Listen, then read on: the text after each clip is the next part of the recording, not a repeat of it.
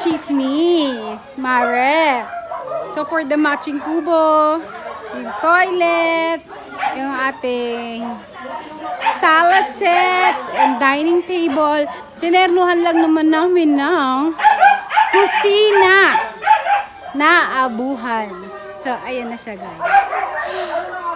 I like it. So, meron na kaming abuhan. Ang ganda, di ba?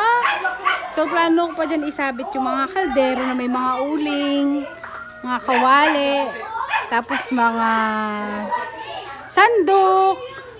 So, para yung vibe natin, bamboo house vibe. Ang ganda, di ba? Siyempre, may kusina naman tayo na pang gasol.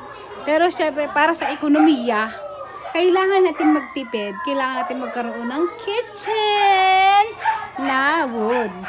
Ang kahoy. Ang ganda, di ba? Wow! Napakasaya ko. Nagkaroon na ako nito. Pangarap ko talaga magkaroon ng ganito. Ganda, di ba? Daming gatong. Naggatong kami. Kumuha pa kami ng gatong yan sa pantay. Doon pa kami nakakuha ng mga kahoy na sampalok. Maaapoy talaga yun. So, thank you so much nga pala kay Kuya Rolly. Siya gumawa nito. At tatay tumulong at si Danny syempre. Di ba? Ang ganda. So, ano masasabi niya guys? Dito yung sa aming dirty kitchen. Lababo. Then, abuhan. Di ba? Ang ganda.